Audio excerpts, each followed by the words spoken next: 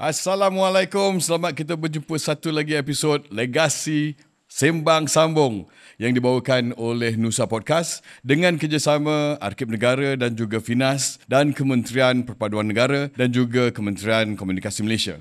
Ya, terima kasih kepada anda semua yang terus menyokong. Kita sudah memasuki episod yang agak banyak lah. Dan Alhamdulillah kita mendapat respon yang baik, yang positif. Semakin ramai yang telah diberikan petunjuk dan juga mendapat hidayah untuk menonton Legasi Podcast. Tetapi tuan-tuan dan puan, masih lagi saya minta maaf lah kalau saya terpaksa cakap ni. Subscribe, tetap kena subscribe. Dalam episod yang sebelum ni, bila kita suruh diorang subscribe tu kan, ada yang dah subscribe tapi dengan marahnya, dengan dah bang, dah, janganlah terlalu menekan sangat. Tapi memang macam tu, kena ingatkan kat korang. Sebab kita tahu diorang memang sentiasa terpesona melihat kita mendengar suara Datuk Kar yang lunak dengan hati-hati jemputan kita, sampai korang terlupa nak buat benda yang very minor untuk korang, subscription. Walaupun minor tapi major untuk kami. Penting. Yang mengendalikan ni, kerana dia dapat membantu kami dalam membuat persiapan masa depan untuk dapat sponsor dan sebagainya. Kepada sponsor-sponsor yang di luar sana yang berminat dengan topik yang kita bincangkan, silalah, kita harga kawan-kawan kan. Kita boleh berhubung dengan admin kita boleh sembang lah. InsyaAllah. Dan memang apa-apa benda kita buat pun kita perlukan keupayaan kewangan untuk terus merentas. Dan Legasi Podcast di bawah jenama Legasi ada banyak lagi format-format yang kita cuba kerjakan, tetapi kita settlekan yang bahagian podcast ni. Jadi sampaikan pesanan kepada teman-teman yang lain untuk menonton dan juga subscribe lah. Komen-komen anda tu kita memang Datuk Gai, aku perasan kadang-kadang kau pun ada juga menjawab di dalam tu kan? Ada. Saya mungkin kurang menjawab, tapi saya pantau daripada jauh. Dan ada beberapa akaun-akaun yang bukan menggunakan nama saya. Kalau agak keras sikit kita merespon tu saya lah. Saya beritahu awal-awal ni. Okey. Okay. Minggu ini. Minggu ini saya teruja dengan tamu kita minggu ni sebab dia punya legasi dia daripada dia macam penyambung selepas zaman Shaw Brothers, selepas zaman Tan Sri P. Ramlee, dia sambut sebagai seorang pelakon dan kemudian menjadi seorang pengarah dan dah lebih 30 filem yang dia dahsyat ni. Ni kira level pokok ketapang ni. Tuan-tuan dan puan, kalau dalam episod yang ke belakang ni kita nampak banyak kita punya legends ataupun kita punya nama-nama besar yang datang dalam industri muzik lah. Macam contohnya Datuk Ramli MS dan juga Datuk M. Nasir. Kita mendapat traction yang sangat bagus dan itulah dia, legasi kita akan try to mengenengahkan bukan saja bidang filem tetapi bidang muzik juga. Dan juga kita insya-Allah soon enough nanti kita bawa kita punya tokoh-tokoh sastra dan juga kita bawa tokoh-tokoh fine art kita, pelukis ataupun kartunis. InsyaAllah. Kita ada satu tokoh kita yang sepatutnya kita sempat the session, tapi ada kekangan, tapi kita akan bawa kembali tokoh itu kepada anda semua. Dan untuk minggu ini, tanpa membuang masa lagi, kita saksikan playback intro Trivia Maut punya untuk kita kenali siapakah tetamu kita pada minggu ini, dan kembali selepas itu. Beliau mula berlakon seawal usia 6 bulan dalam filem Ibu Ayam arahan ayahnya M. Osman, menjadikannya antara pelakon termuda dalam sejarah perfilman tanah air. Membesar dalam keluarga seni, beliau terus aktif sebagai pelakon cilik dalam filem Sayang Anakku Sayang sebelum beralih ke belakang tabir sebagai penulis skrip, pengarah dan penerbit. Antara filem ikonik arahannya adalah Fenomena, X-Ray dan Lieutenant Adnan. Pernah memenangi pelakon kanak-kanak terbaik di Festival Filem Asia ke-22 dan pengarah baru berbakat di Festival Filem Malaysia yang ke-9. Juga dinobatkan sebagai pengarah terbaik di Anugerah Skrin 1998. Legasi Podcast Sembang Sambung dengan bangganya membawakan kepada anda Abang Long Aziz M. Osman. Inilah dia. Orangnya. Tampukkan.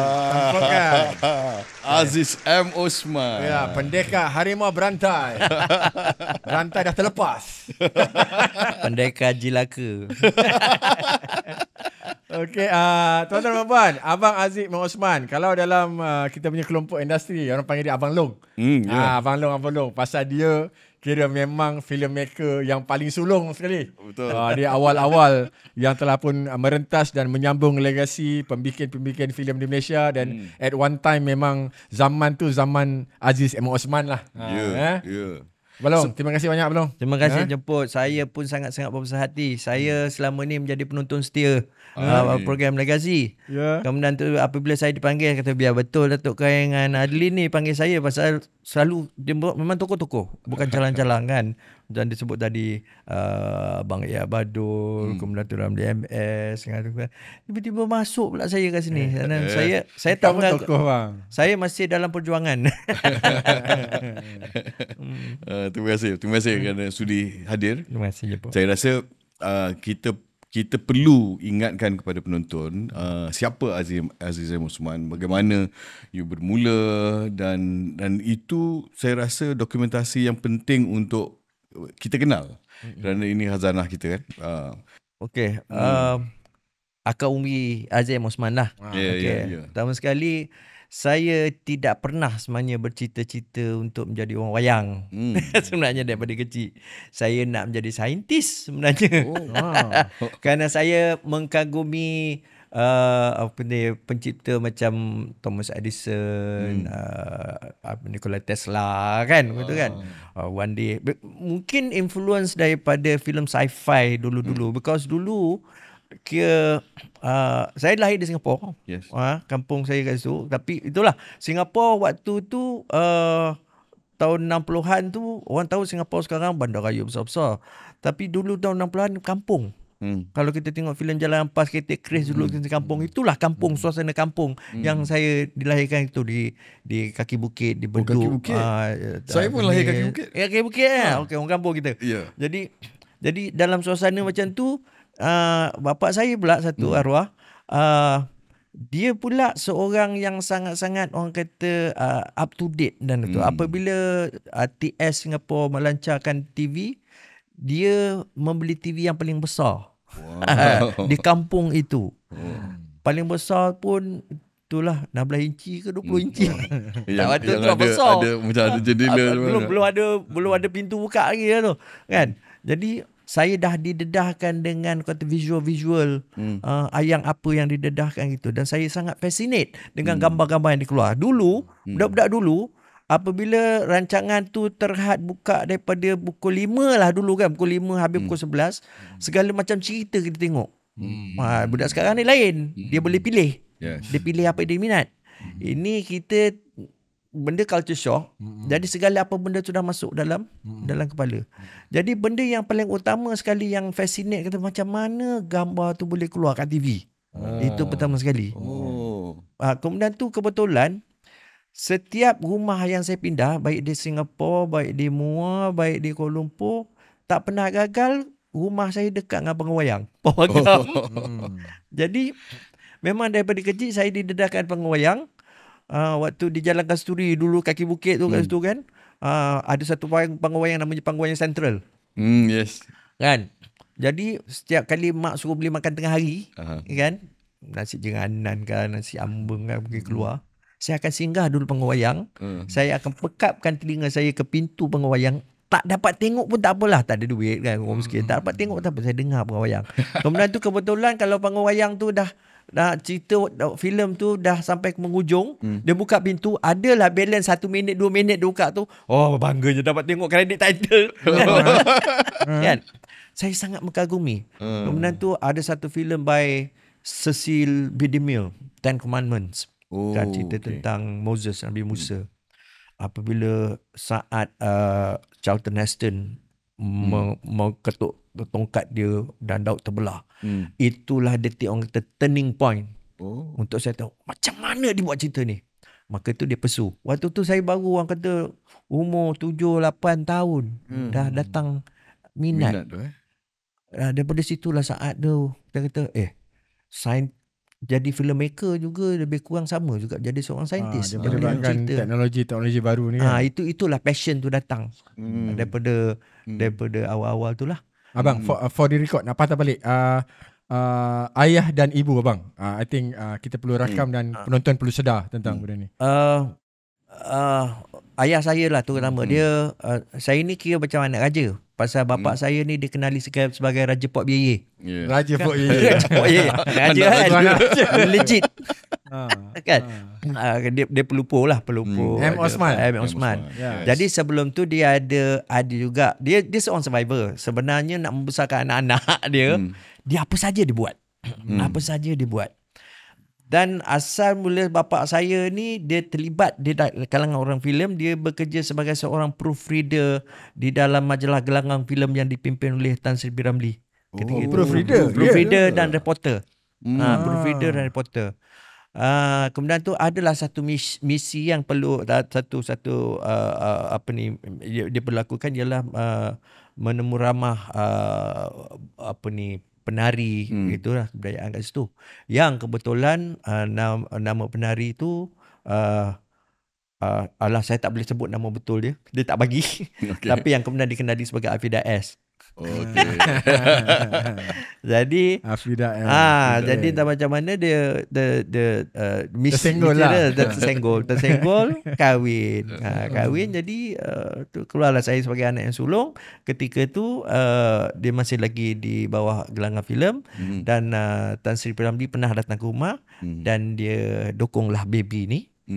Dia tanya, "Man, kau dah namakan budak ni ke belum?" Kata, "Belum bang." "Okay, kau namakan dia Aziz M. Osman bin M. Osman." Oh, jadi nama penuh Aziz M. Osman? Bapak saya cuma guna Aziz bin Osman. Okay. Kan. Jadi bila dah popular kat atas tu barulah digunakan Aziz M. Osman. Dan itulah makanya saya boleh akui lah nama Aziz M. Osman tu diberi oleh P. Ramlee lah. Biar self claim lah. Tak apalah, dia self claim. Orang nak orang kata apa pun tak apalah. Itu yang saya tahu. Tetapi benda ni telah di-endorse oleh Allahyarham Nasir P. Ramlee. Itu saya kata maknanya betul lah cerita tu kan datang daripada situ kan sebelum dia pergi tu. Aku terlepas pandang yang arwah bapak tu dekat gelanggang filem. Aku tak tahu langsung tu bang. Gelanggang filem dia sama dengan itu dengan arwah Emija, arwah Ramlee kecil. Gambar dia pun ada kan kat situ. Kemudian tu pernah ada juga dia terlibat dalam drama pentas Damak kata sama ada gambar dia bapak saya bersama P. Ramlee dengan banyak koleksi itu masih lagi ada dalam buku Nasir P. Ramlee ada dalam buku tu saya ada gambar tu. Itulah dia asal usul. Jadi maksudnya memang saya daripada kecil tu dikelilingi dengan orang-orang yang macam ni lah. Kemudian kebetulan apabila kaki bukit tu dah nak dirobohkan kat situ, kami berpindah di Toa Payoh. Okay. Yang mana Toa Payoh tu tak jauh daripada Jalan Lepas, Boutique Road. Jadi setiap Jumaat pula kami akan sembahyang di Masjid Kim Kiat lah. Kim Kiat tu tak jauh daripada Boutique Road tu apa semua. Memang artis-artis Jalan Lepas memang sembahyang kat situ lah. Jadi I take for granted waktu tu orang-orang filem dia memang kita dah dikeliling kat situ lah. Sekarang ni luar baru, ya Allah, rupanya dia orang ni waktu Blue Blood termasuk Adlin lah kan. Orang-orang kata orang diraja filem ni kan. Waktu tu take for granted. Apabila tahun dalam 73 bapak saya adalah mengalami kemalangan kat situ kan. Kemudian tu selepas beberapa hari di hospital dibawa ke rumah. Maka datanglah seniman-seniman besar yang saya take for granted kawan bapak saya. Ahmad Nisfu, Wahid Sati, alias Kongo, apa semua. Datang ke rumah waktu tu. Tak, saya cerita macam ni waktu tu macam, ya Allah, aku pernah bersama-sama mereka. Kerana saya ni sucker untuk bintang-bintang besar ni sekarang ni kan. Sekarang ni kita tengok gambar-gambar mereka melalui filem-filem hitam putih yang tu kan. Saya mengagumi filem Melayu. Sampai adik saya pun menyampah lah, dia kata pasal saya kalau tengok filem mulut saya tak boleh diam. Tahu tak siapa yang mengarang cerita ni? Tahu tak macam mana cerita ni dibuat? Tahu tak gini. Tahu berapa? Aku just shut up please. Dia jadi the trivia. Trivia. Jadi encyclopedia lah kat situ. Oh, panjang cerita dia. Kan? Bukan panjang je, banyak cerita yang boleh saya nak ceritakan, tapi itulah sakat itulah dulu waktu ni. sempat selisih dengan Fauzi Ahmad Daud ke all the Aziz Jaafar punya daughter. Mungkin tak perasan sangat lah. Tak perasan tapi sangat bila lah. kau ingat balik, ada kat selisih zaman tu ada lah kot. Zaman even okay lah. Ada sisi tapi apabila kita transfer mula-mula daripada Singapura, kita duduk kat Muar sekejap, lepas tu duduk kat KL. Rumah pertama kita yang kita tumpang ialah rumah Mak Mah. Di Datuk Keramat. Jadi saya tengoklah dua budak anak Mak Mah dengan anak tompel dua, yang seorang nama saya tak ingat, seorang nama Adeline. Dia pun tak ingat. Dia tak tahu. Dia kecil-kecil. Jejak kasih ni. Yes. Dan saya pernah bergumpal-gumpal dengan dia. Gumpal apa? Budak-budak main wrestling.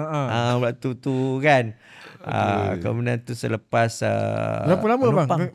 Sekejap lah, sebab zaman susah waktu tu. Jadi pasal waktu transition lah tu, tengah nak cari rumah tu. Pasal arwah bapa mengenali Mak Mah. Waktu bapa saya tu menjadi pengurus pentas di Felda. Yalah. Yang pengurus pentas Felda kan, buat pementas situ waktu tu yang Mak pun pernah join Felda dulu. Badul, banyak orang-orang apa ni yang legend-legend, Salih Yaakob Salih Yaakob pun kemudian. Yang tu. Jadi pernahlah satu ketika waktu dekat Muar tu, bapak saya sebelum dia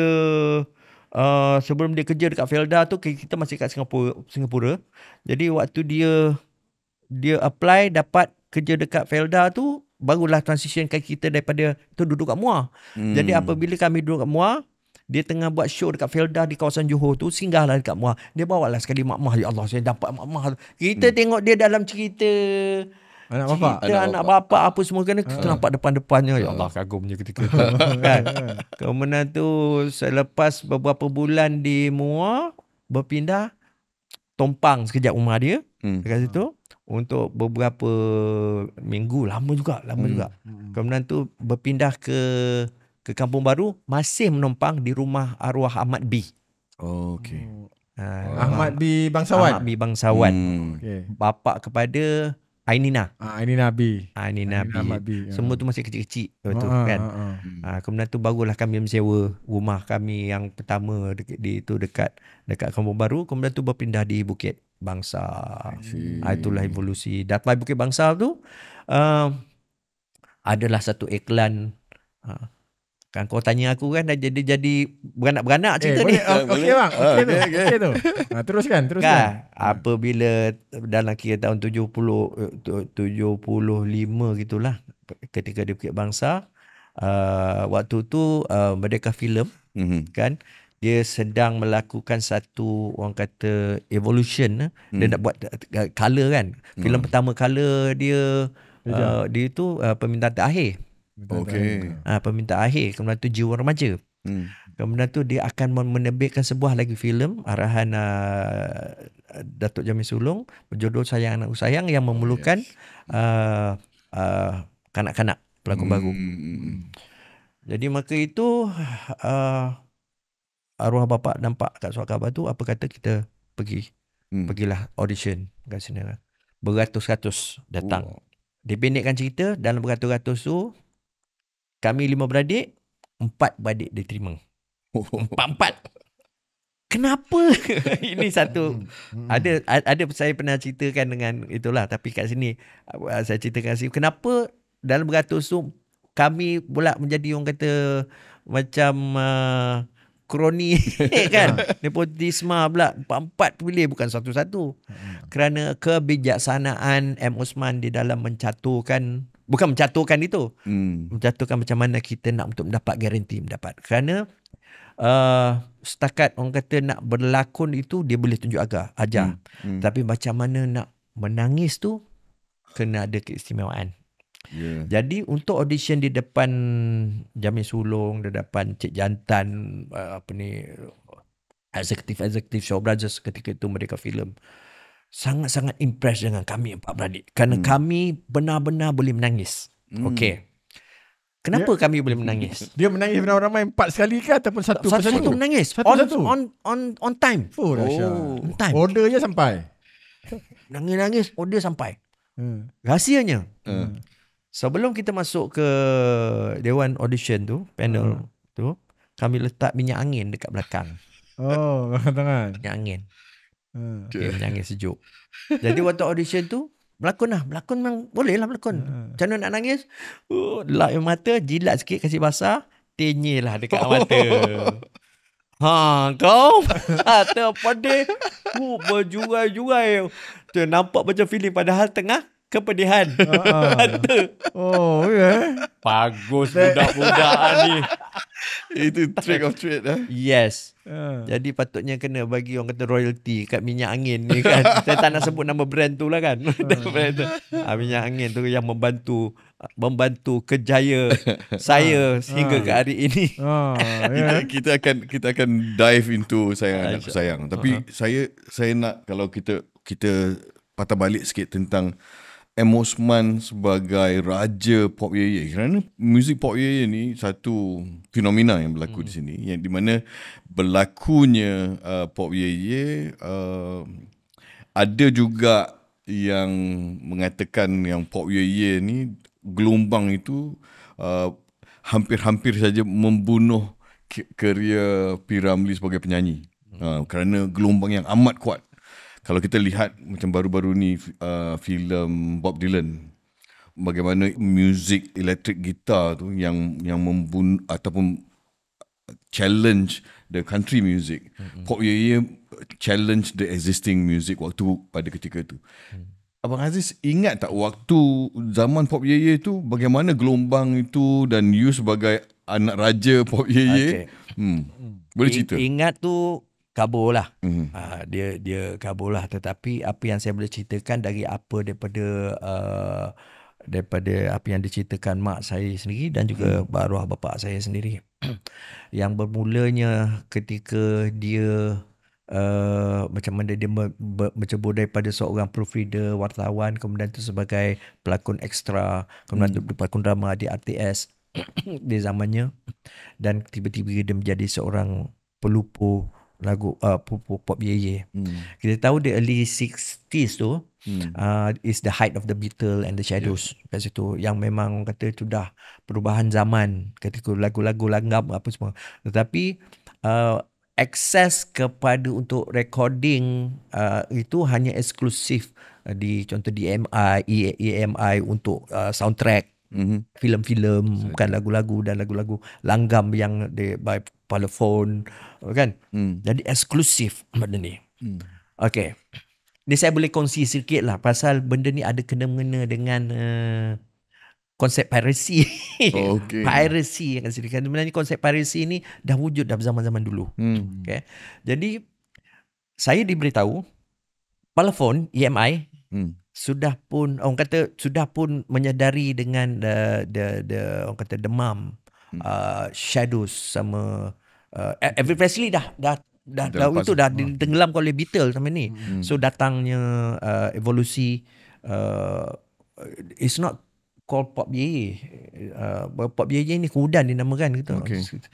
Jadi sudah ada orang kata kumpulan-kumpulan kugiran gitar kumpulan gitar rancak atau kugiran ini yang wujud di serata Singapura kan. Cuma tidak berpeluang untuk nak merakam kerana eksklusifnya company-company rakaman untuk artis-artis tertentu. Tapi ketika itu sudah pun wujud pirate yang membuat album vinyl pirate. Yang mana satu ketika itu Jeffrey Dean, Datuk Jeffrey Dean sudah pun memulakan langkah pertama untuk memulakan rakaman ketika itu. Cuma masalahnya apabila dilakukan oleh syarikat antarabangsa Parlophone atau EMI, mastering tu dihantar di London. London. Jadi satu kebetulan bapa saya itu masih lagi bekerja di gelanggang filem. Hujan dia berhenti di bus stand, naik bas kan. belakang tu ada kedai rekod. Kerana hujan dia masuk dalam kedai rekod tu, dia cuba kedai rekod. Ceritalah, ni Toki rekod ni. Ini sekarang ni kumpulan kumpulan distri gitar drum sedang popular ni, tapi tak ada orang sini mau bikin kat sini. Bapa saya kata, kita boleh bikin. Kita boleh buat kat sini. Ya kah? Kata. Kemudian tu adalah kabel dia yang pergi ke pirate tu. Okay. Pirate. Jadi dengan dapat opportunity macam tu, bapa saya pun pergilah jumpa kawan-kawan yang dah kenal kurus apa semua. Maybe Les Phantoms, Siglap Boys yang waktu tu dah ada kat situ. Kumpul orang kat situ buat rakaman on the spot. Itulah rakaman pertama Suzana kan, dengan kumpulan Les Phantoms kat situ. Panas-panas lagi benda tu print. Kawan baik bapa saya ialah Allahyarham Rosli Jalil yang merupakan seorang juruhebah, sekarang DJ di Radio Singapura. Inilah Radio Singapura kan. Dia bagi panah-panah, dia bagi dekat Rosli Jalil. Rosli Jalil pun putarkan dekat radio waktu tu live. Main kan live. Orang pun terkejut. Jadi resminya lagu pop dikeluarkan ketika itu, di saat itu. Lambatnya Jeffrey Dean kerana dia buat mastering, dia lambat sampai. Pasal dia pergi London. Dia buat kat London. Tapi dari segi recording, Jeffrey Dean dah record dulu. Itulah marah sikit orang tua. Jadi adalah satu ketika tu ada orang kata mempertikaikan tentang who is the pioneer of ini. Tapi arwah Rahman Hassan, Datuk Rahman Hassan, dia kata no. Dia tahu dia is sebagai seorang historian juga kan, dia kata no, M. Osman who has been declared as the first, itu pasal lagu dia dikeluarkan dahulu secara resmi. Bang, yang abang istilahkan dia piracy tu, pirate yang arwah bapak buat tu, maksudnya apa? Dia mesin tu ada. Mesin tu dia ada, mesin pre-record tu dah ada. Dia kira macam indie lah. India. Dia indie lah. Bukan major label lah. Saya tempat print record tu semua yang tu pernah masuk. Indie lah. India, yes. So maknanya dia punya proses tu lagi cepat lah. Dia cut cepat lah. Spot dia homegrown lah. Dia homegrown lah benda ni kan. Homegrown. I see. Itulah cerita sejarah dia. Kan.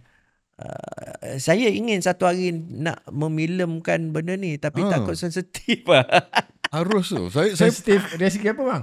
Kemungkinan. Yalah, kerana terbabit dengan orang-orang. Pasal apabila kita memilmkan, kita kena ada antagonis, kita kena protagonis. Kita ada. Kan? Boleh je sama tu. juga macam Datuk Adli nak buat cerita Piramli. Saya bimbang juga siapa yang akan jadi orang jahat dalam cerita Piramli esok. Manusia kan dia ada dua side, dia ada baik dengan buruk dia. Yes. Kalau tak ada tu, tak ada drama, tak jadilah filem kan. So itu dia punya sejarah Pop JJ kat ketika tu kan bang. Okay, kalau setakat yang abang dengar lah, well, dia dengan Piramli dalam gelanggang filem, bila yang last dia dengan gelanggang filem, ataupun dalam masa yang sama, kemungkinannya bila dia dah break into menjadi artis Pop Yeye tu, and then no more kat gelanggang filem, and then saya nak tahu Piramli punya reaction dan tu.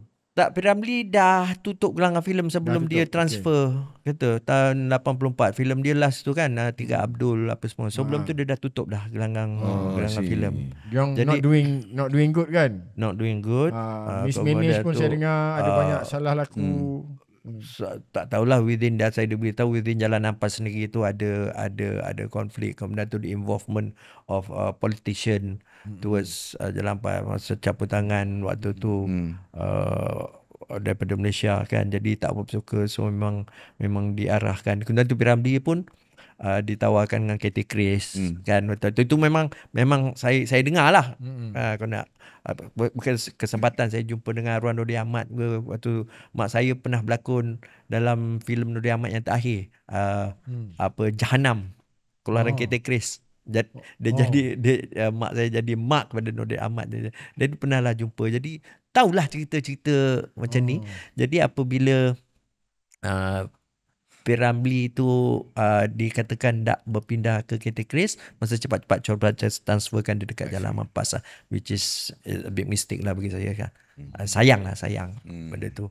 Jadi bila dah P.Ramlee dah itu, bapa saya terpaksa mencari usaha lain lah. Dan kebetulan berpeluang berjumpa dia survivor. Dia survivor. Dia boleh buat apa saja. Dia boleh melukis. Dia pernah jadi ahli silap mata. Kan dekat situ.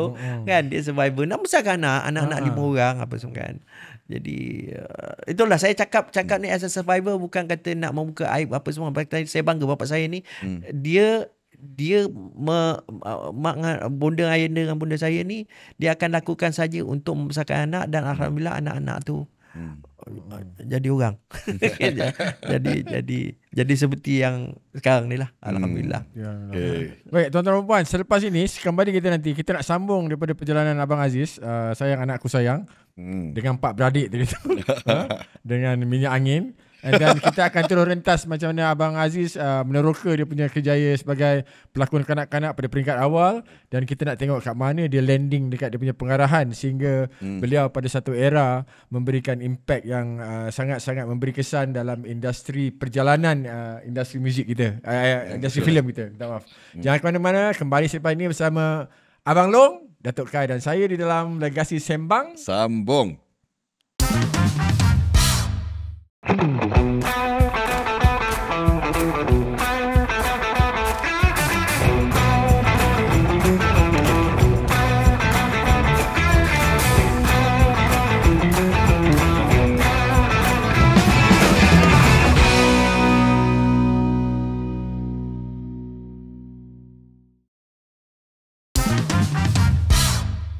Terima kasih kerana masih lagi bersama dengan kami dan juga Abang Long, Aziz M. Osman. Legasi Podcast dibawakan oleh Nusa Podcast dengan kerjasama Arkib Negara dan juga Finas, Kementerian Perpaduan dan juga Kementerian Komunikasi. Terima kasih. Abang Aziz, saya terus je nak masuk kepada sayang adikku sayang tadi dengan 4 beradik tu. Dan kalau ikut catatan rekod kita ni, Abang bawa nama watak tu Aziz juga. Watak nama Aziz. Dan telah menang anugerah pelakon kanak-kanak di Busan, Korea.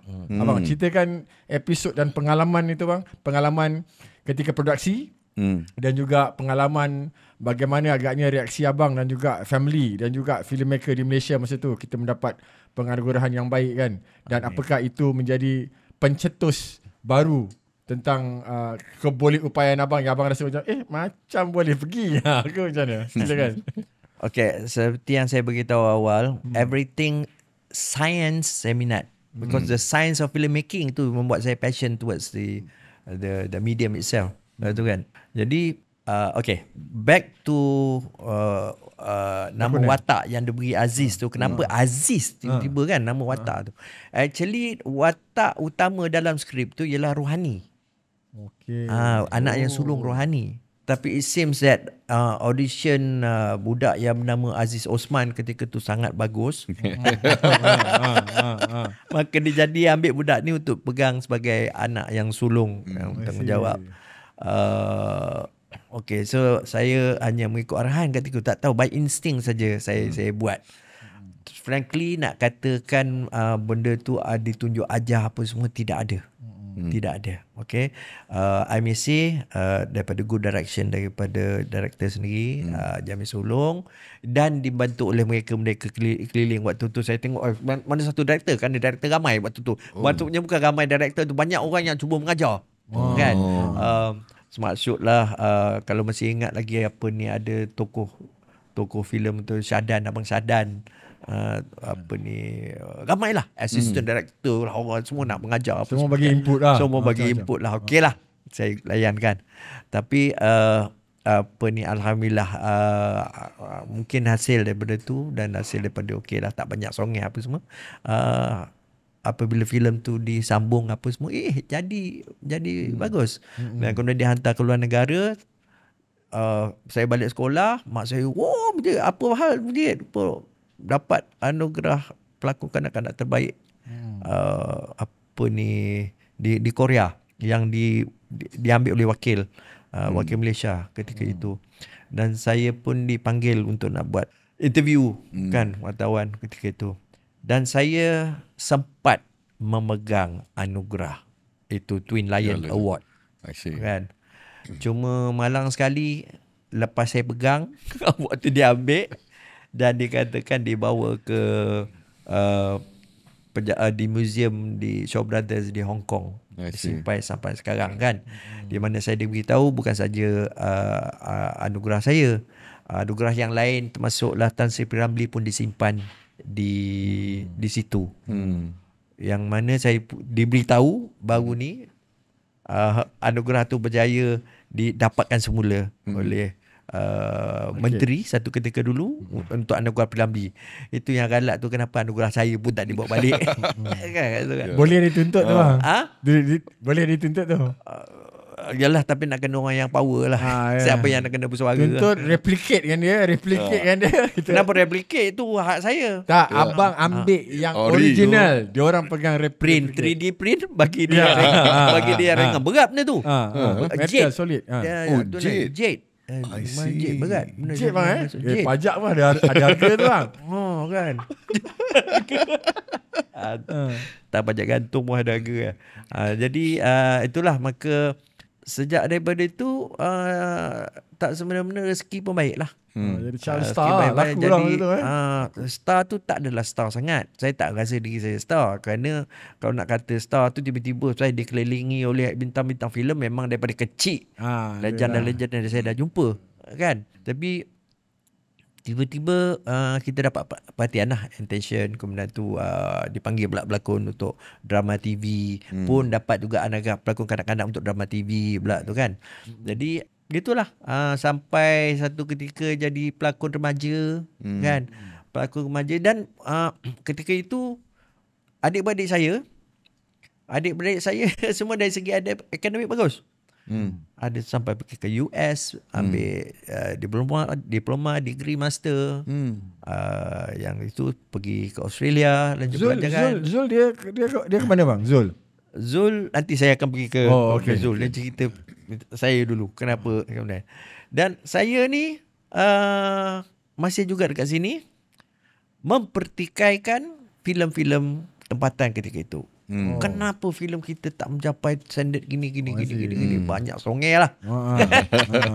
Jiwa muda tau. Apa filem kita kan. Tak macam Spielberg, Lucas, Scorsese, Ford Coppola apa begini kan. Jadi mungkin selalu orang kata kerap sangat zikir benda tu. Bapak saya bising, kau ni dengan kau punya speedboat dengan dia tak cakap Spielberg, dia kata speedboat. Spielberg hari ni apa semua, adik-adik kau semua dah pergi belajar sampai luar negara, kau dekat sini nak ngutuk filem orang. Jadi penerimaan saya tu seolah-olah di kaca mata ayahanda saya ni seorang failure. Terasa terasa jauh tu, macam kena tikam kat dada kan. Duduk kat bawah flat, turun bawah, pergi dekat taman, baring menangis. Geram sangat. Rupanya terasa diri tu tak ada tempat yang baik di kacamata orang tua. Kerana kita bercakap ni, kita tengok wayang, kita tengok apa, cakap pasal filem. Sembang karya. Tengok filem aja, tanya dengan Zul, dia tahu tak macam mana, kita panggil dia boy. Tahu tak macam mana filem ni dibuat macam ni. Kemudian tu macam mana, siapa pelakon dia, siapa director, apa semua gini kan. Poyo lah kan. Jadi rupanya kacamata family aku ni seorang failure. Tanam di sudut hati tu, one day I will show to my father that I can be a great filmmaker. Itu dia punya driver sebenarnya. Yes. Kalau tak ada benda tu, tak jadi Azim Osman sekarang. Jadi waktu tu dia usaha sendiri. Pergilah waktu tu ada yayasan site kecil kan, nak mengantar belajar minta, gagal. Finas waktu tu baru buka animation, Datin Baduku Suami Baba yang control apa semua, minta. Saya minat animation, draw. Saya tak terfikir nak jadi director apa semua. Tak dapat. Fail kan. Macam mana aku nak buat? Tapi buat skrip. Waktu tu dah berlakon dah, buat skrip, hantarlah kat radio, kat TV, semua keluarlah. Mungkin atas nampak antusias tu, waktu tu saya di offer untuk berlakon drama yang agak popular siri yang waktu Opah. Jadi saya berlakon Opah tu kan. Tapi waktu saya berlakon tu, instead of saya menjadi seorang pelakon, behave as a pelakon, maknanya bila dipanggil berlakon saya berlakon, kemudian tu bila break apa semua saya akan duduk sama artis-artis lain apa. Instead of that, saya setiap kali break saya akan pergi belakang kamera, bilik apa semua. Saya minat apa yang the process of making drama apa semua kan.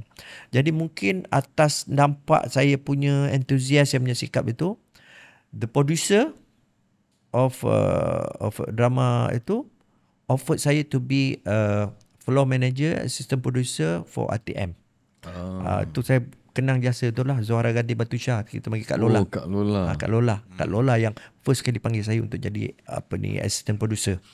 Di situlah saya dapat my first taste of as a director. Maksudnya waktu latihan yang paling mencabar waktu tu itulah kita buat drama bersiri, drama teater tau. Daripada teater tu kita adapt to MCP, multiple camera drama tu, dengan pelakon bukan calang-calang, Mustafa Noh, Fazia Hanawi kan ada ni kan. So drama apa tu, ingat tak? Drama teater. Siri drama tajuk teater. Tajuk dia Tennessee Williams-nya Glass Menagerie, Perhiasan kaca. Jadi apabila satu ketika as a assistant producer, I got to assist my producer. Dia waktu my producer duduk dekat meja dia, office dekat bahagian ramai PJ kan, dia duduk kat situ. So I got to look after the pelakon kan. Itulah my first taste as a director tau. Director walaupun sebagai assistant kan, kan. Jadi it's just came naturally kan, within me apa semua. So I managed to direct this established artist theater kan. Jadi deep down kata, yes, I think I can do this. Umur waktu tu berapa? Umur tu maybe 20 ke 21, 22 kat situ kan. Yes, I must pursue this because dah rasa dah rasa controlling the production kan, kata kan. Cuma zaman itu orang-orang tertentu ialah untuk nak jadi seorang director ataupun secara orang kata nak menceburkan diri di dalam bidang ni sangat-sangat ada dia punya halangan-halangan. Kerana ketika itu I can say this lah because this is history. Ini sejarah yang pernah berlaku. Waktu tu hanya orang-orang tertentu saja yang boleh jadi pengarah. Betul. Orang-orang yang daripada Jalan Ampas, orang-orang yang daripada gitu dia kemudian orang daripada luar tu akan menghadapi resistance yang sangat kuat kan, sangat mencabarlah. So macam mana saya nak bluff my way in bluff your way in kan. So yalah, drama swasta dia pernah pada 1984. Waktu tu saya already dah ada di dalam office bahagian drama, di launching dekat situ, yang mana dipelupukan oleh Sabah Film waktu tu. Director dia bukan calang-calang, M. Amin, Umar Rojik kan, semua the all timer yang memang kita nak penetrate kena tempuh orang-orang ni kan. Jadi apabila TV3 ni bukan program ATM okay. TV3 dibuka. Tak macam mana nasib bapak saya waktu tu kan, dia survivor ini kan, dia semua boleh buat. Satu ketika dia pernah menjadi film director, kemudian tu apabila dia ada pengalaman sikit dipanggil berlakon drama kan, direct drama, dan dia ada satu extra skrip. Suka hatilah kau nak buat apa dengan skrip tu. Berjudul Mawas. Sebuah cerita horror. So what I did was waktu tu TV3 buat offer siapa yang nak submit untuk drama-drama apa boleh submit. Office dia di sebelah Straits Times waktu tu di Bangsa. Saya duduk di Bukit Bangsa. So what I did was waktu tu saya nak kata berjalan-jalan apa, gunakan basikal racing saya. So daripada Bukit Bangsa tu nak pergi ke Bangsa Jalan Riung tu dengan basikal, saya bawa beg plastik. Naik basikal tu sampai ke tu, berhenti kat tempat tepi, masuk toilet, tukar baju, pakai tie, submit, jumpa Datuk Said Kecil yang menjaga program TV3. Proposal, drama 4 episod berjudul Mawas, produced and directed by M. Osman. Dipendekkan cerita, accepted that project. Alamak, 100k for that project. 100k. Okay, apa aku nak buat Okay, dah dapat ni. Kan, dah dapat.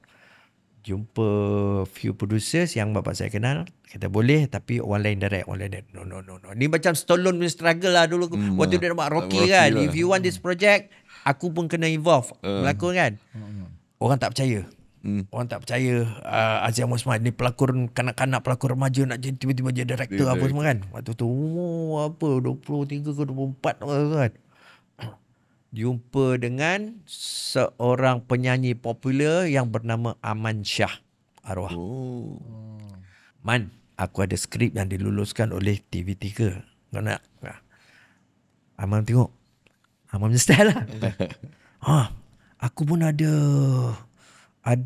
equipment juga. Equipment aku ni bawa masuk daripada Singapore. Brian Richmond. You kenal? DJ radio. Brian Richmond. Dia apa semua kan. So waktu tu di KL, di Malaysia, buat drama swasta semua pakai 16mm. Masih 16mm. Masih lagi 16mm. Yang guna tape, ada satu production dekat Johor, Pyramid. Okay, Man, aku bagi ni 100k punya project, bagi kau handle, bagi kau produce, tapi aku direct.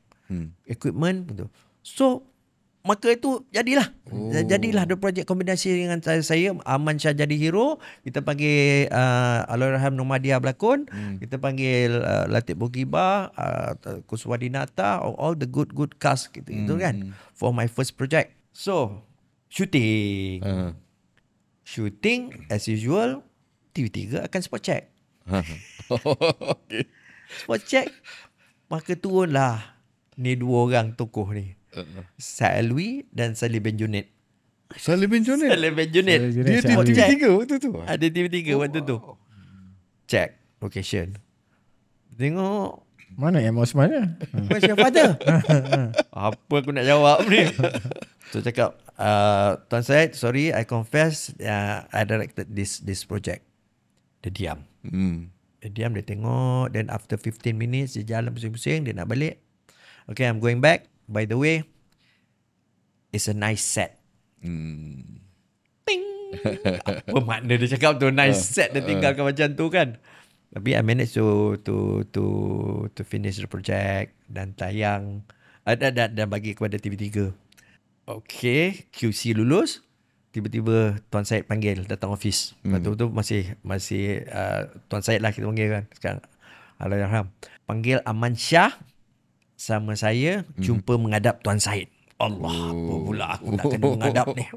Bila menghadap tu, first kali Tuan Syed cakap dengan Aman, this is your final payment. Make sure you pay all the artists. Dekat situ. Tak tahulah apa artis yang komplain apa semua kan. Saya tak nak satu tempat itu. Tang saya, Aziz, we are sending you to Manila for a directors Asian directors workshop. I handled by Harun Faruqi, a very famous German director. Dia nak hantar aku pergi Manila untuk directors workshop. Kan kat situ. Biar betul waktu ni kan. So okay lah, meaningnya judging from the first product yang I buat tu, I mean dia nak groom. Dia nak groom, dia hantar. And for that workshop yang attend bukan calang-calang orang sekarang ini. Ketika itu dia belum nothing. Garin Nugroho, Raymond Reid together. Kan? Garin baru buat eksperimental waktu tu. Kan? Jadi dia hantar ke situ. Dan drama Mawas pula tu, ketika itu kan zaman ada setahun sekali kita ada special slot called Dunhill Blockbuster. Okay. Kan? Dahil blockbuster di mana sponsored punya program yang cuma tayangkan all the blockbusters kat situ. So that particular year 1986 kat situ, drama saya yang pertama dimasukkan dalam Dunhill Blockbuster yang supposed to be a feature film. Dekat situ.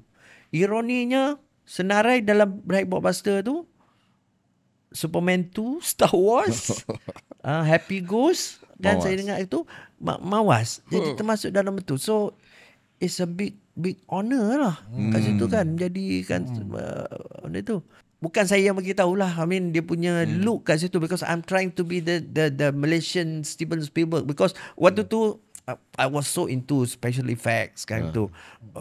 Mungkin influence daripada bapa saya pernah jadi magician. I mean you must know how to solve the problem. No such thing as, itulah saya punya sampai sekarang quote saya yang favorite saya daripada P. Ramlee Cinema Menjalapuk. Tak boleh pun bikinlah sampai boleh. Ketika dia cakap dengan Saloma tu kan, nak jumpa bawa pokok tu, tak boleh tu bikin sampai boleh. Jadi quote tu saya pegang, tak boleh bikin sampai boleh. So tak kira lah kau punya hasil tu low end ke apa ke, tapi you must try. Jadi mungkin daripada enthusiast, semangat daripada tu yang bermula daripada dicabar oleh bapa saya kat situ. Dia evolve. Dia just pursue, fokus sampailah peringkat saya filem Mawas tu daripada 4 episode, memang shoot 4 episode, tapi ditrim untuk dijadikan untuk 2 hours punya program. So I made a good start on that dekat situ kan. And the rest are history lah kat situ dah. Pintu itu projek pirate. Kau pirate dengan bapak kau. Mawas tu. Sekarang biasa pitching nama bapak kan. Tak, saya suka mencungkil balik benda ni because it's so colourful. Because as a storyteller kan, cerita-cerita ni yang menarik. Cerita-cerita ni yang menarik kan. Betul. Kalau saya nak buat cerita tentang diri saya akan ceritakan tentang how I survive in this. Kan, it's not about you diberi peluang, senang masuk apa semua tu, pasal budak-budak fight for it kan. You got to fight for it. Sekarang saya tengok budak-budak sekarang kan, kata kan, bang, abang dah berjaya bang, macam mana kita nak berjaya? No such thing as you just masuk macam tu senang-senang tu. Kau kena tempuh. This is the hero's journey lah. Jadi macam mana pintu pertama untuk peluang filem selepas Mawas tu? Phenomena is your first film. Yep, itu automatically after bluffing my way in, automatically film. Tapi itulah, you must have that talent dulu. You must have that talent. You must have that enthusiasm. Which is that enthusiasm yang menjadikan diri saya yang discover tu Mawas, yang saya pupuk daripada umur saya 6-7 tahun. Daripada saya tengok filem-filem Sasi Bedemil, bayangkan umur saya 8 tahun, 7-10 tahun, waktu saya kat sekolah, orang bercakap tentang filem Kung Fu Shaw Brothers, David Chiang, Tilung, apa ni, saya bercakap tentang Francis Ford Coppola, Godfather. Saya cakap kan, dalam umur yang macam tu. Maknanya passion tu saya groom kan. Jadi the next door open apabila seorang tokoh penyiar yang sangat-sangat dikagumi dan dihormati, Allahyarham Zain Mahmud, yang baru pencen sebagai ketua pengarah RTM. Dia mencari saya untuk membantu dia dalam produksi dia kat situ. Dan dia panggil saya. Naskah yang pertama dia bagi saya untuk saya mengarah ialah sebuah drama yang diadapt daripada Twilight Zone, Monkey's Paw. Kaki monyet. Kemudian tu ada satu apa semua. Cuma adaptation daripada itulah. Jadi of course dia bagi satu bahan yang memang saya suka, macam di luar kotak. Saya takkan buat benda-benda yang ini. Because I'm trying to be Spielberg kan? Scientist punya mentality lah ni. Benchmarker punya projek. Jadi of course, dan apabila Zain Mahmud memberikan naskah skrip yang dia pernah buat, dihantar kepada arwah kesian, dia panggil arwah-arwah semua apa ni, Abdullah Zainul, seorang penerbit penerbit RTM yang sangat dihormati, buat cerita Aku Anak Wayang. Skrip oleh Zain Mahmud, dan skrip yang sama dia beri kepada saya. Dan beri kepada saya tengok skrip tu, no, I got to adapt this back to contemporary punya tu. So minta kebenaran, uncle, boleh tak kita tukar tajuk Aku Nak Wayang, kita tukar tajuk pada Primadona. So saya buat Primadona dengan leading dia Nur Kumalasari dan Datin Umi Kalsum, Ridwan Hashim waktu tu pelakon muda, Mustafa Kamal itu kan. Dan apabila drama tu dah diedit, 4 episod, drama tu diedit, I do not know what comes out from that hasil pada tu. Zain Mahmud telah membuat satu tayangan perdana di majlis. Dia berjemput RTM dan TV3 untuk preview benda tu. Okey. Waktu preview benda tu, Zain Mahmud duduk dekat luar bersama saya. Zain Mahmud ni ada satu penyakit. Yang mana penyakit dia tu melarang sama sekali dia isap rokok. Okay. Tapi waktu tu dia curi-curi isap rokok dengan saya di belakang. Cerita-cerita. Tak lama dia isap rokok tu, dia kena heart attack. Tapi demi untuk nak menengahkan saya, okay, the boy tau, who responsible for this Primadona is Aziz M. Osman. Kan? Okay, that's di kronologi lah dekat situ. Which is actually waktu dia nak mengenalkan saya tu, dia tengah tahan jantung. Drama kan. Jantung. Which is immediately after majlis tu terus masuk ICU. Waktu ICU tu, dia tengah masih ICU, bila dia dah conscious, sedar apa semua, TV3 dengan RTM datang jumpa dia, begging for this product to show dekat ni. Nampak tak dia punya colours of the story apa semua kan. They want the material so much. Orang tu tengah sakit datang hospital, make sure you get the material kan kat situ. Sama rather TV3 menang and dapat and been showed dekat situ. Not only that, drama tu juga been shown in Indonesia dan dia hit dekat Indonesia dekat situ. Yang Mustafa Kamal dapat offer, Nur Kumalasari dapat offer berlakon filem lepas tu kan. Siap wartawan daripada Indonesia datang cari saya untuk interview. Waktu tu ialah pengarah muda yang itu kan, ada sikit-sikit unsur-unsur sex symbol kat situ. So saya berlengging buka baju. Ala-ala majalah mangga macam tu.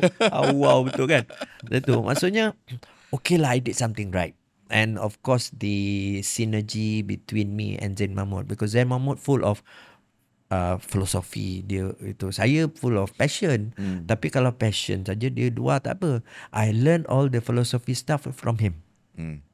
Kan, daripada dia untuk which is a bit contradict lah apabila ujung-ujung tu saya demi untuk survival saya korbankan filosofi itu, saya lebih tumpukan kepada orang kata for my own survival lah, untuk saya nak sustain saya punya kehidupan kat situ lah. So that's the journey yang seterusnya apabila filem tu, dan sampai ke tahun 88-89 saya cakap pada Uncle Zain, kata I'm ready to roll feature film kat sini. And I can even do it for free. Nak sangat merasa. Kan? Dan dia approve. Waktu tu lagu Search Phenomena, Isabella tengah hit dekat situ. Okay, kita gunakan lagu ni as our bait. Dan kita dapat pegang M. Nasir. Because waktu sebelum tu saya pernah bekerja dengan M. Nasir untuk sebuah drama sci-fi berjudul Alina. It's about this apa ni, banduan yang ditempatkan di satu planet asing yang kemudian diletakkan robot AI. Dulu saya dah buat cerita pasal AI. How the robot evolve from normal robot sampai robot tu boleh mengucap. Boleh mengucap kat situ kan. M. Nasir berlaku. Jadi after having good relation dengan M. Nasir apa semua, then kita go into buat feature film kan. Fenomena tu lah. Fenomena we got to change Fenomena because at the same time Indonesia pun buat tajuk Isabella dan mengebut tajuk. Betul. Tajuk. Saya ingat saya cakap, uncle tak apalah. Dia nak ambil Isabella. Kita guna Fenomena based on search punya itu. So itulah ceritanya. After that tu betul lah, after dikatakan after 5 years filem Malaysia tak menembusi mark 1 million, Fenomena managed to get 1.8 million ketika itu. Besar ketika itu. Sayang anak aku sayang pun sebuah filem box office juga pada ketika itu tak? Saya tak tahulah. Saya tak tahu. Waktu tu saya tak bertanggungjawab. Saya tak ambil berat tentang filem tu mendapat box office. Tapi memang Fenomena waktu tu dia pecah panggung. Saya tengok filem Sayang Anakku Sayang, saya pergi panggung. Tengok filem tu menangis lah berjugai. Confirm nangis tu. Tapi apa yang side yang saya tak boleh lupa, yang memang siapa-siapa pun filmmaker sekarang ni takkan tempuh lagi, ialah apabila tengok orang queue up lah tu membeli tiket untuk tengok saya daripada depan audience tu sampai ke kapak belakang. Fenomena. Fenomena untuk saya juga kat situ. Kan? The side yang saya tengok, diorang nak tengok filem aku kat situ. Kemudian tu ada satu lagi. Filem tu panjang sikit. Panjang 2 hours 2-3 minutes lah. Jadi untuk nak mendapatkan the 2 hours punya kan, dari pukul 1, pukul 3, pukul 5, pukul 7 apa semua. 5 tayangan tu. Kan? Credit title rolling credit title kat sini. Orang keluar sini, orang sini masuk. Wow. Kan? Jadi dia tak pernah putus lah. Jadi orang sampai tak sempat. Dulu kan pengwayang kan orang makan kuaci lah apa. Tak sempat sapu-sapu kuaci-kuaci kan. Itulah dia. Terus bersalin dia terus. Tali arus lah dia. Dia keluar je masuk. Dia keluar masuk. Malam lah baru dia tutup pintu. Alhamdulillah lah, itu rezeki. Okey, itu dia. Kita dah mencapai titik Fenomena tu, pengarahan. Pengarah Abang Aziz, dan selepas Fenomena tu ada banyak lagi lah maknanya pencapaian-pencapaian. Contohnya bila kita tahu dia buat X-ray itu, itu memang dia punya barang yang memang dia nak buat. Dia dendam lama tu. Kita akan sembang tentang the sci-fi filem Melayu kita yang awal-awal tu ni. Selepas ini bersama dengan Abang Long. Jangan ke mana-mana. Legasi Sembang Sambung.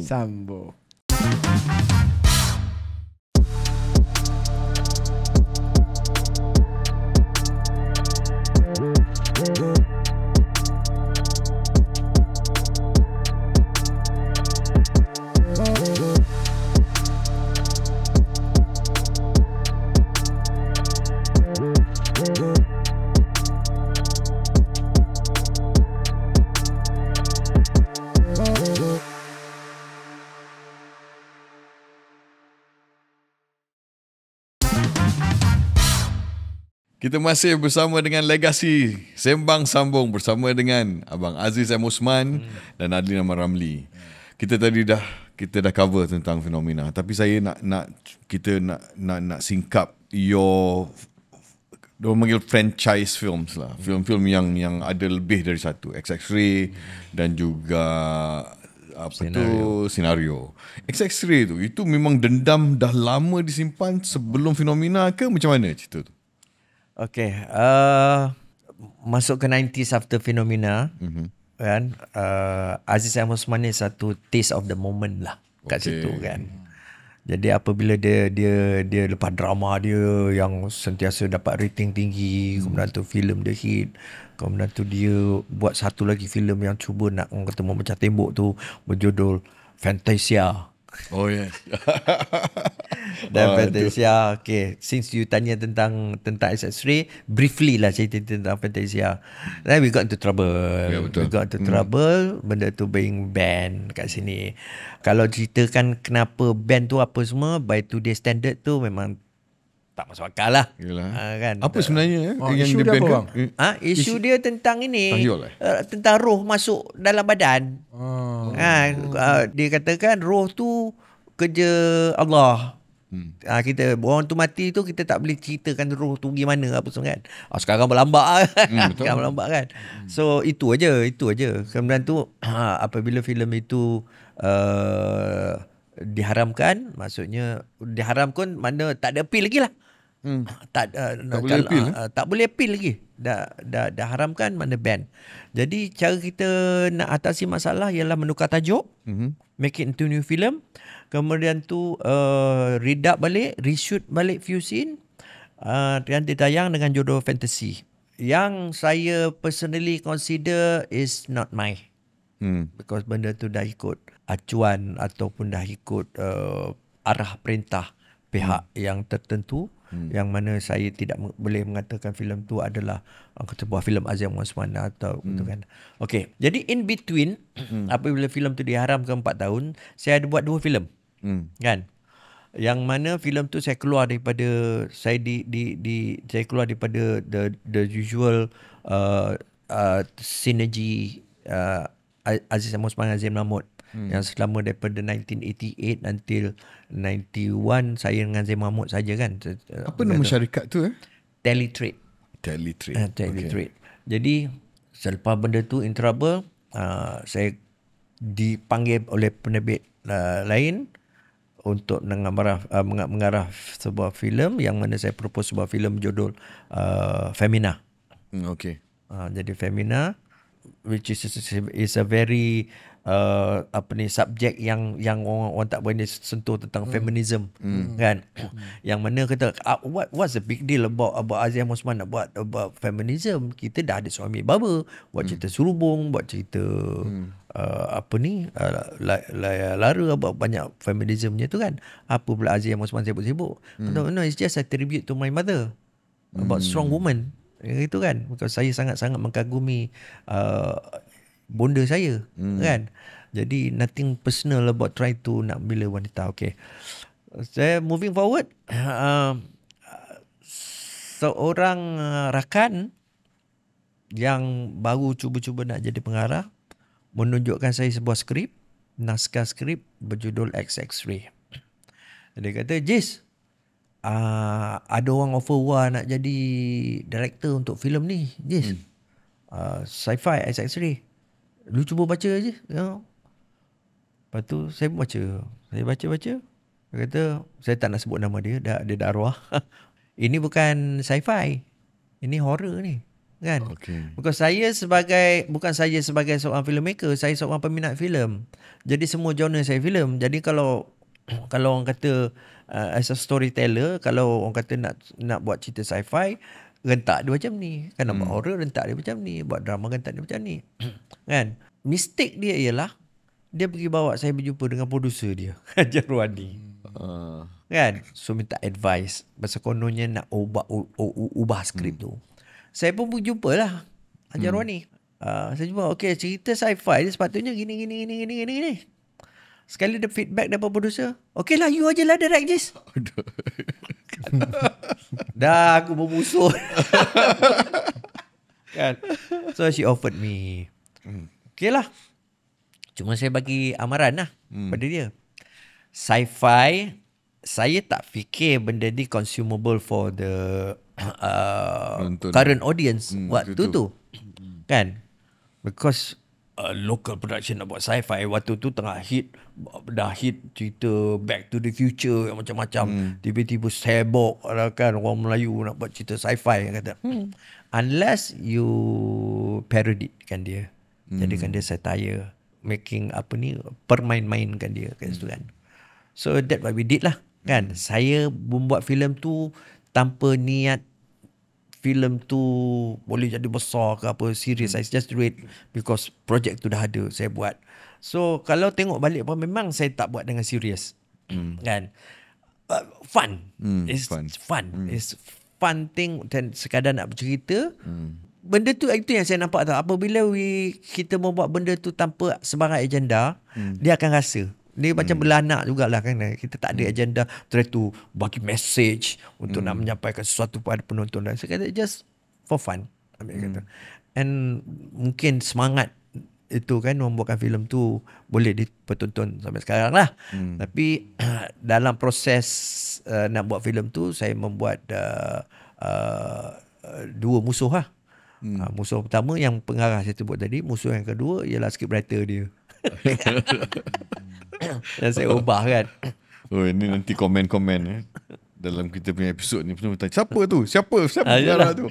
Yang mana apa ni dalam skrip original, okey dia pergi Egypt.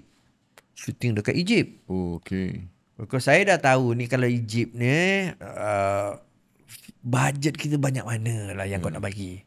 Kita tak tahu kita shooting nanti pakai macam style komando. Kan? Shooting curi. Komando tu kena halau.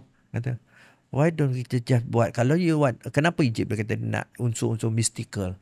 You want mystical, kita ada mystical. We just go to Sarawak, kita pergi ke Rumah Panjang apa kan. Ada juga mystical gitu kan.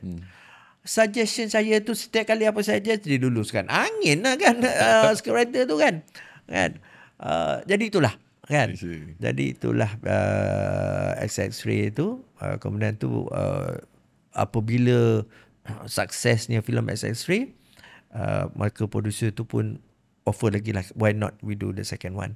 Kali ni the second one saya kata no, unless I have a material, local material yang saya boleh akui banggakan ini air tangan saya, not parody daripada Hollywood movies, saya buat kan. Jadi fikir yes, saya memang fascinate dengan tamadun Melaka dulu kan. Jadi I play around with that subject. Dekat sini go back to the future dekat situ dengan apa-apa elemen yang ada, pembinaan semula Istana Maligai, apa semua tu saya menggunakan sebagai subjek saya untuk nak juggle up the subject kat situ kan. Okay, not as fun as the first one, tapi I'm proud of it because saya boleh claim it's mine.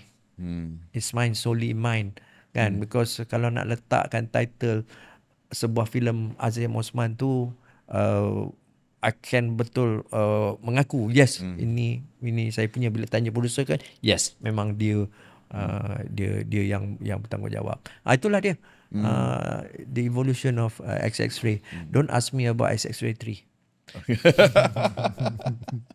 Bang, masa XX-Ray mula keluar, sci-fi genre tu betul masuk through your films tu kan. Apa komen-komen ataupun feedback besar yang terasa sampai di telinga abang, sama ada dari segi pemerhati filem ataupun public punya vibe masa ketika tu, apa yang abang ingat untuk filem tu, impact dia? Of course, skepticism tu memang sentiasa ada. Sampai sekarang sebenarnya saya paranoid dengan feedback daripada criticism kan. Pengkritik filem. Waktu tu orang yang paling saya takut sekali Kusaman Husin. Kusaman Dulu pun ada satu ketika Sunny Boy pun saya kan. Waktu tu dia berkuasa besar. Tapi sekarang saya orang memang anti commercial movie ya bang. Dia bukan anti, dia frank. Tak ada diplomasi. Kan. Sunny Boy Datuk sekarang pantai filem saya. Dia tulis kat situ as orang kata jenis reporter. Dia boleh tulis kata entah apa-apa untuk filem senario saya. Filem senario entah apa-apa. Entah apa-apa kan. Dia expect apa sebenarnya? Tak tahulah, tanya dia kan. Tak no, but somehow or other segala komen daripada mereka tu, it's not that I took it personally. I took it okay. Because, you know, as a filmmaker, sebagai pembikin filem, sampai satu ketika kita menjadi orang kata enam. Kita tak tahu kita buat cerita ni bagus ke tidak, kita tak tahu. Kita tak tahu. until saat filem itu ditontonkan oleh orang ramai di dalam pawagam yang mana feedback, barulah kita tahu. Sebagai contoh, kita sentuh senario the movie yang pertama. Apabila saya ditawarkan untuk filem senario, waktu tu senario tengah peak lah. Jadi apabila berjumpa dengan tim senario, dengan ketua dia, tiba-tiba the leader in scenario, which not scenario punya member, yang lead tu, dia kata sebenarnya siapa-siapa pun boleh buat cerita senario. Dalam hati saya, kenapa pula kau pilih aku, kau siapa-siapa kan? So dia punya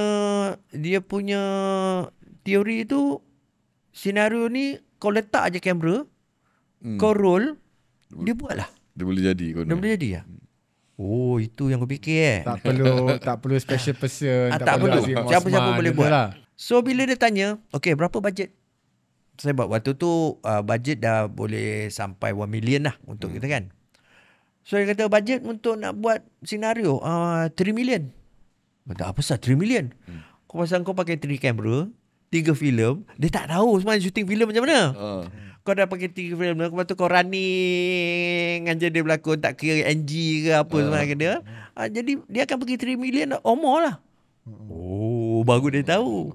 Maknanya untuk method filem ni dia kena betul-betul organize, kan? So dia postpone. Bila dia postpone, benda tu stop dulu, hold dulu. Saya dah kontrak dengan Grand Billion waktu tu untuk nak buat filem sebagai beberapa filem, saya tak ingat lah. So on the spot I must come out with an idea for a movie. That's where we did I come up with Puteri Impian. Which I did cerita tu spontaneous. We shoot the movie without script. Dengan pakai treatment. Treatment je. Pakai treatment. Oh, waktu tu Aziz M. Osman dia dapat blank check aja kan waktu tu. Kan? Trust saja kan. Okey lah, saya bukan kata nak menjahanam. I know what I'm doing waktu tu. Kemudian the instinct of dia nak improvise, always nak something new. That's why the producer love me during that time. Dia sentiasa nak improvise, buat orang lain tak buat apa semua kan. And it works ketika itu. I don't know whether it works now or not. Dia punya mojo tu dah habis. Dah kering. Jadi itulah yang saya buat. Kemudian tu buat Puteri Impian 2. Lepas tu barulah saya buat dengan senario, dengan method yang saya propose awal-awal tu, dengan systematic tu kan. Jadi itulah tanya X-ray kan, dia lalu ke lain.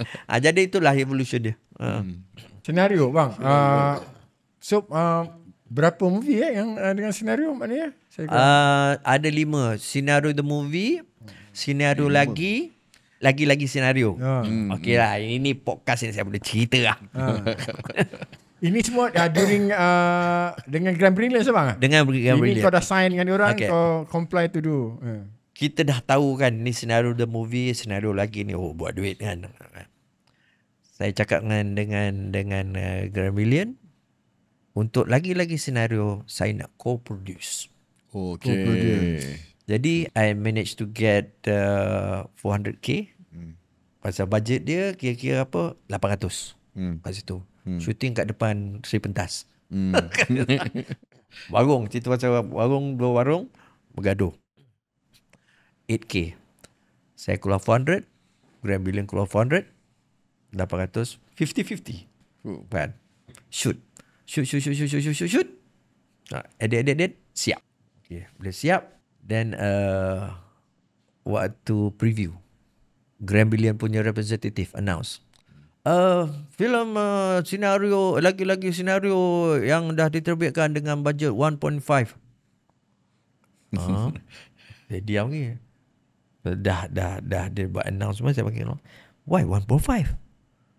Tak, kita buat AMP apa semua gini kan, jadi 1.5 apa semua. You kalau tak percaya, you pergilah dekat TV3 kat tu, pergi check apa semua. Takkanlah aku nak pergi selongkar dia punya file apa untuk nak check budget kat situ. So dia kata, how about my percentage? Your percentage jadi kurang lah. Aku kena main ni kan. Jadi bila senario, lagi-lagi senario hit 6 point something million. Besar waktu tu. One of the first person who called me and congratulate me, Datuk Yusof Aslam. Oh. Hello Jis, tahniah kau dah jadi millionaire macam aku kan. Mana rasa Datuk, saya kena main. Aduh. Lepas tu kecil hati lah. Okay, next buat apa semua? Aku tak nak buat lah. Aku tak nak buat. Okay, so ni aku recommendkan satu director yang baru ni, Muhammad Khalid. Kau panggil dia. Itulah Lang Buana. Lang Buana. Dipendekkan cerita, the next Sinado dia nak buat, okay, kau boleh buat. Tapi kau bayar aku dengan harga banyak-banyak ni. Lulus. Harga tu tinggi. Lulus. Saya expect dia tolak lah kan. Dia mahal sangat lah. Lulus. Kan? Itu yang mana tu? Sinado XX.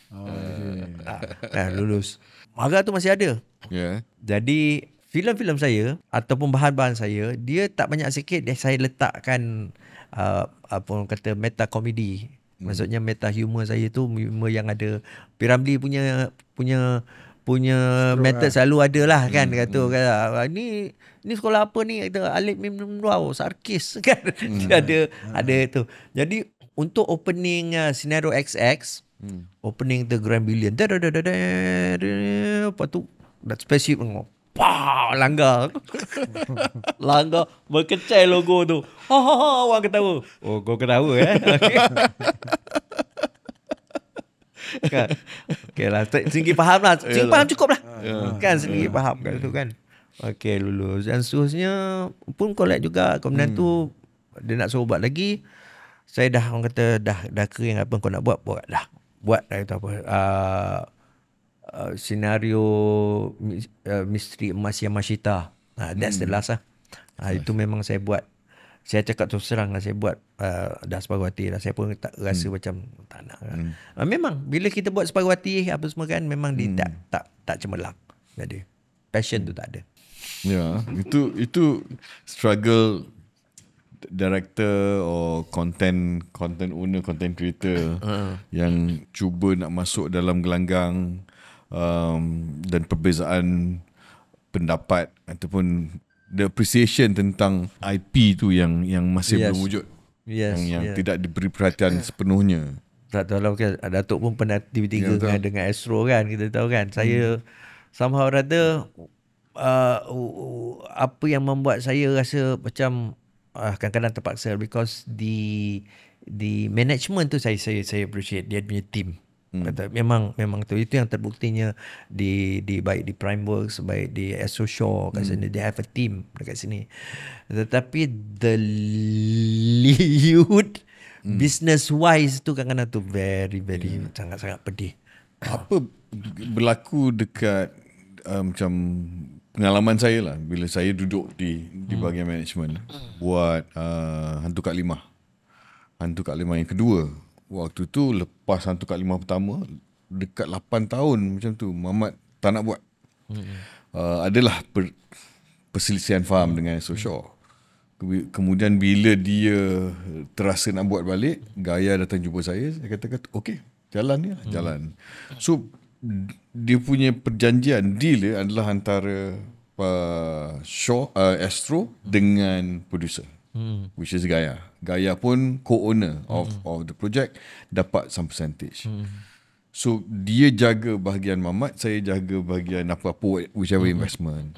So dekat situ yang saya rasa mungkin pemilik rights ataupun the creative department atau creative yang pencetus idea tu lah, macam tadi kita sebut terajuk utama tu, dia seharusnya dibantu dan mendapat bantuan dari sudut undang-undang untuk pelihara kerana dia penerajuk utama. Kerana without the script dan without dia punya direction, tak akan ada Hantu Kak Limah. Yalah. So itu kan? Itu yang saya nampak apabila konglomerat ataupun itu yang menjaga industri, dia akan begitulah. Apa yang saya boleh nampak, Hollywood punya evolusi so apabila dia wujudkan United Artists dengan Charlie Chaplin, dengan apa ni, Douglas Fairbanks, dia bersatu sampai sekarang tu kan. Maksudnya kat sini the producers combine, bergabung dan melakukan apa yang dilakukan oleh ni saya cadang lah, because betul. Sekarang ni even filem saya yang dah ditayangkan ni 6 Jelaka, I got no choice. I told the producer that we need either Primeworks or Astro Show for exposure, because they have their team kat sini. Kalau kita nak jalan sendiri kat sini, yes, kita sebagai author only that. Business wise kita tak tahu. Yes. Business wise kita tak blender. Tapi masalahnya dari segi business yang orang tahu, but they are so ketat. Ada rigid, ada tekan atau apa. There's one thing what happened. Ni something that we can share. We can share. When ada satu ketika saya merasakan diri saya menjadi terlalu prolific sebagai seorang pengarah filmmaker. Saya kata saya kena stop. If not, there's no magic anymore kat sini. Dan saya produce sitcom. Okay. Muncullah sitcom Puteri, Dunia Anita, Missy XX-Ray, saya buat apa semua. Yang mana alhamdulillah lah masih ada my touch lah. Cuma once bila menjadi TV medium tu dia tidak macam filem yang boleh last kan. Jadi apabila sitcom Puteri first season tu dia hit, kemudian disambung ke second season, yang mana collaborate dengan a sponsor, a big sponsor itu kan. Jadi ada 3 identity lah. My company, sponsor and TV station dekat sini. Yang mana 3 ni entity ni memang orang kata dia kadang-kadang tak sekepala. Betul. Tapi dia kena kompromi, work together. Mana yang dominan 2 dia akan menang.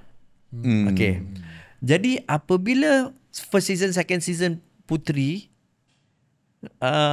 mendapat rating yang cukup tinggi, nak sambung ke season 3, the TV station marah TV3 tak apalah entah. TV station dia bagi tahu kepada sponsor ni, dia kata harga naik. Sebab Ace Motion Pictures demand naik harga. Bukan demand naik harga, dia bagi naik harga. Kan? Daripada satu episod saya tak ingat berapa menjadi 50 satu episod for half an hour punya program. Yang sponsor ni call me directly. Kata, is it true? Kata, no. You demand more. Yes, they did increase me for 2,000 ni. 2,000 dah naik kan kat situ. So saya nampak game dia kat situ. Yeah. So what the sponsor did, dia kata, Aziz, mari kita collaborate 2, kita send it to the other TV station. Okay. So saya kata, I cannot do that. Kata, why? Because kalau saya bergaduh dengan this TV station, the current TV station, I collaborate with you, dan orang ni dia datang daripada Sri Lanka, Sri Lanka untuk nak manage that company. Engkau pindah sana, management jadi lain, aku dah bergaduh dengan ni, I'm trapped. Kan? So aku macam mana pun kena collaborate dengan dia 2, engkau terpaksa ikut. Jadi macam tu. So I know the game lah. I know the game is that way kat situ kan. Jadi untuk filem pun kata kita kena for orang kata for the sake of macam mana kita nak jaga diri kita sendiri, kita kena do something. The producers kan, kalau tidak this big shots sentiasa nak mengambil. Tu saya salute Scope. Datuk Yusof memang business minded yang sangat itu. Dia tersendiri. Dia ada pistol bang. Dia ada pistol. Dia ada lesen pistol. Orang lain pun ada pistol, tapi pistol dia macam pistol Mark Bond kan. Awak jangan buat gila dengan saya. Seluruh Bukit Aman ada di belakang saya. Take it or leave it. Ya tu kita take it. Dia boleh main macam tu. Dia ada bangkap polis kan. Awak nak saya datang dengan full uniform ke? Kan? So, itu. Aura dia lain. Ada lain. Yalah. Tapi saya rasa lah untuk kita masih kita kurang bercakap tentang hal-hal ni. Saya rasa industri kurang bercakap. Bila kita bersembang dengan Dato' Aflin pun kita bercakap tentang hal-hal industri yang kurang dipercakapkan. Hal-hal inilah, hal-hal tentang rights dan sebagainya.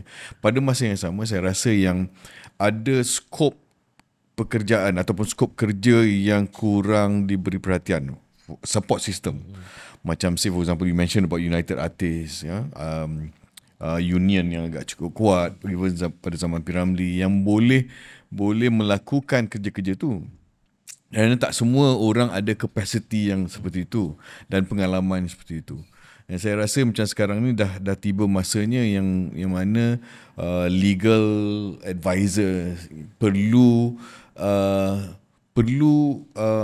turut serta kerana the business is there. Kalau kita dah boleh meraih macam sekarang kita tengok Blood Brothers dah collect 1 minggu 30 juta for example, maknanya that is the potential business ada, cuma ada keperluan itu hari ini dan bagaimana the legal sectors boleh membantu dan pada masa yang sama boleh tie dengan other financial institution yang tidak hanya sekarang ni controlled by the media companies. Cuma dilema saya sekarang ni, ya betul, memang kita boleh pergi ke arah itu, tapi masalahnya di kalangan practitioners kita sendiri dekat situ. Kita sendiri sebenarnya belum mahir. Belum betul-betul mahir yang boleh meyakinkan. Tu pasal sekarang ni untuk filem baru 6 Jelaka ni, untuk saya hendak mendapatkan 3 juta making. Because sekarang ni membuat filem sekarang ni bukan tak cukup sekadar bagus. Mendapat skrip yang bagus. Dia kena ada wow factor, kena ada theme park punya mood masuk kat situ. In order to have that, you must spend. Yes.